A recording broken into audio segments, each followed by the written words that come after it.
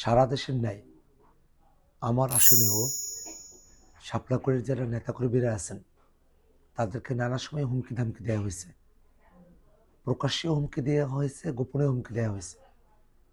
আজকে বিকেলবেলা হঠাৎই আমার ফোন নাম্বারে একটি অপরিচিত নাম্বার থেকে কল আসে এবং তিনি অশ্লীল গালিগালাজ করেন, প্রাণনাশের হুমকি দেন, আমার পরিবারকে কেটে ফেলবে, মেরে ফেলবে, ইলেকশন হওয়ার পরে দেখে নেবে, এই ধরনের নানা ধরনের ভয়ঙ্কর হুমকি প্রদান করতে শুরু করে। এবং এরকম ধরনের ঘটনাগুলো এর আগেও ঘটলেও এখন এই নির্বাচনের সময়টাতে প্রাণনাশের হুমকির মতো ঘটনা সত্যি আমাদেরকে ভাবিয়ে তোলে।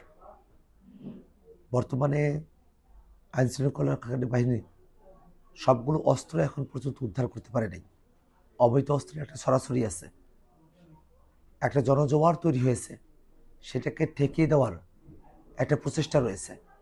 এমত অবস্থায় একটা সুষ্ঠু নির্বাচনের জন্য আইনশৃঙ্খলা রক্ষাকারী বাহিনীর সর্বোচ্চ সতর্ক ভূমিকা আমরা প্রত্যাশা করি। একই সাথে আমরা এই কথাটা বলতে চাই যে বাংলাদেশে দীর্ঘ সময় ধরে যে ফেসিবাদ চেপে বসেছিল তার বিরুদ্ধে লড়াইয়ে আমরা কখনো পিছু পা হইনি।